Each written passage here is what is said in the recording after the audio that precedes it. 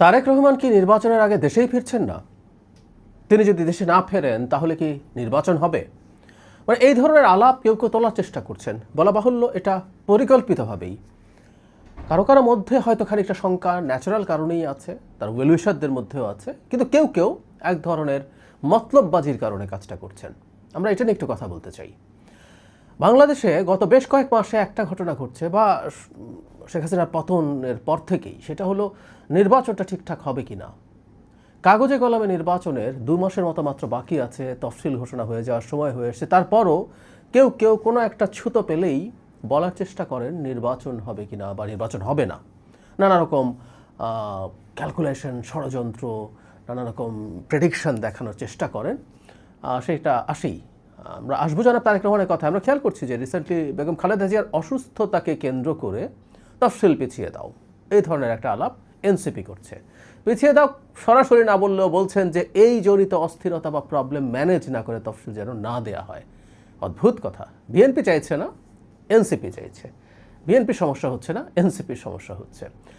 যদিও আমি মনে করি, আমি বলেছি যে এটা আসলে এনসিপি একটা দর কষাকষির জন্য করছে বিএনপির সাথে, কিন্তু সাধারণ মানুষের মধ্যে মিসপারসেপশন যায়, রিট হচ্ছে সেটা নিয়ে মিসপারসেপশন যায়।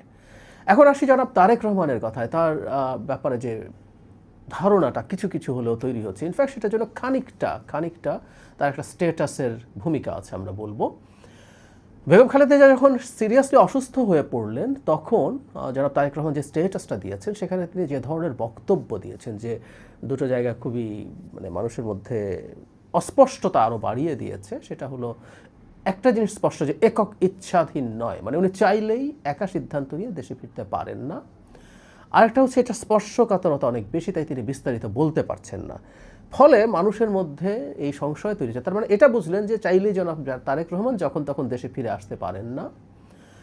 আর আরেকটা হচ্ছে খুবই স্পর্শকাতর, তাই কেউ কেউ এই সন্দেহ প্রকাশ করার চেষ্টা করছেন উনি আদৌ কি দেশে ফিরতে পারবেন। এই প্রশ্নটা আসলে তৈরি হয়েছে। খুব অযৌক্তিক তাও না, কিন্তু কেউ কেউ এটাকে অনেক বেশি স্প্রেড করার চেষ্টা করছেন। কারণ ওই যে বললাম, কারো কারো এই ইচ্ছে আছে এটার মাধ্যমে নির্বাচন নিয়ে একটা আনসার্টেনিটি তৈরি করা, এবং আনসার্টেনিটি যদি তৈরি হয়, জনগণের মধ্যে আনসার্টেনিটি তো আছেই, বিএনপির যদি দলের অভ্যন্তরে এই ধরনের সমস্যা তৈরি হয়, তাহলে বিএনপির নেতাকর্মীরা ফুল কনফিডেন্স নিয়ে এই যে নির্বাচনী ক্যাম্পেইন করছে সেটা তারা হয়তো করবে না, সেটা থেকে তারা দূরে সরে আসবে। এই ধরনের পরিস্থিতি বা প্রেক্ষাপট তৈরি হতে পারে, সেটাই হলো মূল কারণ। এখন আমরা প্রাথমিকভাবে কি মনে করি, যেন তারেক রহমানকে নির্বাচনের আগে দেশে ফিরবেন না? আমি ব্যক্তিগতভাবে মনে করি এটা কোনোভাবেই হবে না। তিনি অবশ্যই দেশে ফিরবেন, এবং সম্ভবত তফসিলের অল্প কিছুদিন পরেই তিনি দেশে ফিরে আসবেন।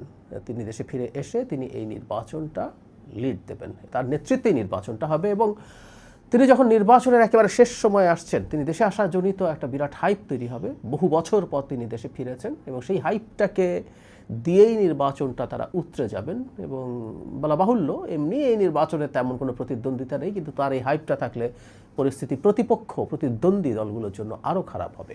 কিন্তু তিনি যদি সত্যি না আসতে পারেন, আমরা তর্কের খাতিরে ধরে নিই, তাহলে কি নির্বাচন হবে না? মানে আমরা এই ব্যাপারটা একটু বোঝার চেষ্টা করি। এখন জনাব তারেক রহমান দেশে ফিরবেন না, কী কারণে, এটা এখনও নিশ্চিত না। আমরা নানান রকম স্পেকুলেট করছি, করারই কথা, কারণ যেহেতু আমরা স্পষ্টভাবে জানি না। তিনি একক ইচ্ছাধীন যদি না হয়, তাহলে কি কোনো শক্তি, দেশি বা বিদেশি কোনো শক্তি তার ফিরে আসা নিয়ে সমস্যা তৈরি করছে, তার নিরাপত্তা নিয়ে সংকট আছে, নানান কিছু হতে পারে, আমরা ধারণা করছি।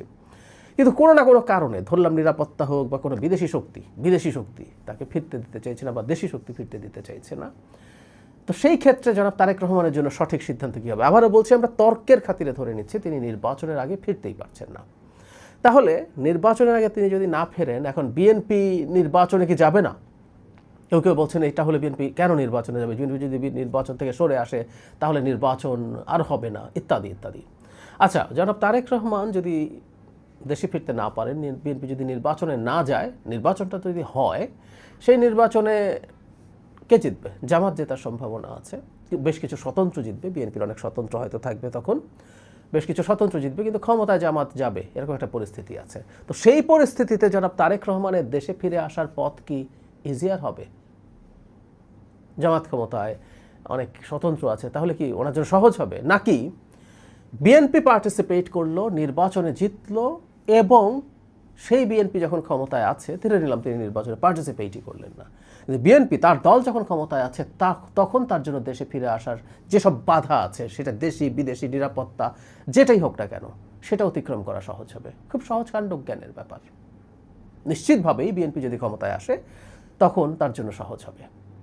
কেউ কেউ বলার চেষ্টা করেন যে বেগম খালেদা জিয়া যদি চলে যান আমাদের মাঝে থেকে, বিএনপির মধ্যে কোনো না কোনো একটা নেতৃত্ব দাঁড়িয়ে যেটা তারেক রহমানের বিরুদ্ধে দাঁড়িয়ে যাবে কিনা, দাঁড়িয়ে গেলে তো তিনি আসতে পারবেন না। এটা একেবারেই আকাশ কুসুম কল্পনা। বাংলাদেশের মতো দেশে এটা আমাদের অলরেডি পরীক্ষা হয়ে গেছে। আমরা পছন্দ করি বা না করি, এই দুটো দল মূলত আওয়ামী লীগ এবং বিএনপি, এই দুটো পরিবারের বাইরে নেতৃত্ব কেউ দিতে গিয়ে সেই দলের পুরোটাকে তার সাথে রেখে একটা মারাত্মক বাধা তৈরি করবে জনাব তারেক রহমানের ফিরে আসার পথে। এটা হবে না, কোনোভাবেই হবে না। এবং কেউ যদি এই চেষ্টা করতে যান, তিনি তার রাজনৈতিক ভবিষ্যৎ খুবই ঝুঁকির মধ্যে ফেলে দেবেন। সেই কারণে ওই অবস্থায়, আবারও বলছি, একটা কাল্পনিক ব্যাপার, এটা একটা জাস্ট থট এক্সপেরিমেন্ট। উনি যদি নাও আসেন, কারণ নেতৃত্বে সরকার গঠিত হয়, তারা নিশ্চিতভাবেই জনাব তারেক রহমানের ফিরে আসার পথ ভালোভাবে ফ্যাসিলিটেট করবেন। জনাব তারেক রহমান ফিরে আসবেন, তিনি নির্বাচন না করলেও কেউ একজন রিজাইন করবেন, তার জায়গায় উপনির্বাচন করে তিনি সংসদ সদস্য হয়ে প্রধানমন্ত্রীও হবেন, এগুলোতে কোনো রকম কোনো সন্দেহ নেই। তিনি তার সব যাবতীয় বাধা অতিক্রম করবেন। সে কারণেই বলছে, আসলে এত কাল্পনিক কথা বলার একটা কারণ আছে, কারণ এটা জল ঘোলা হচ্ছে। তিনি মানে দেশের মাটিতে ফিরে আসা পর্যন্ত এটা নিয়ে শোরগোল, কথাবার্তা চলতেই থাকবে। কথাবার্তা চলুক। আমি প্রায় বলি যে তিনি দেশে আসছেন না, বা তিনি যে স্টেটাস দিয়েছেন, যেসব শক্তির কথা বলছেন, যে আলাপ তুলছেন, এগুলো ভ্যালিড আলাপ, এগুলোকে আমরা বাদ দিতে চাই না। এগুলো মানুষ জানতে চাইতে পারে। আবার সবসময় সব কথা বলাও যাবে না। অনেকে বলছেন জনাব তারেক রহমান কেন এটা করছেন না, তার কি সমস্যা, কেন তার হাতে নেই, আর কার হাতে আছে, এগুলো জনগণকে খোলাসা করা দরকার। অ্যাপারেন্টলি ভালো শোনায়, কিন্তু আমরা রাষ্ট্রীয় পর্যায়ে ক্ষমতার বলয়ের, নানান বলয়ের মধ্যে এমন অনেক কিছু ঘটে যেগুলো আসলে এত সহজ সরল না, সব কিছু চাইলেই বলা যায় না।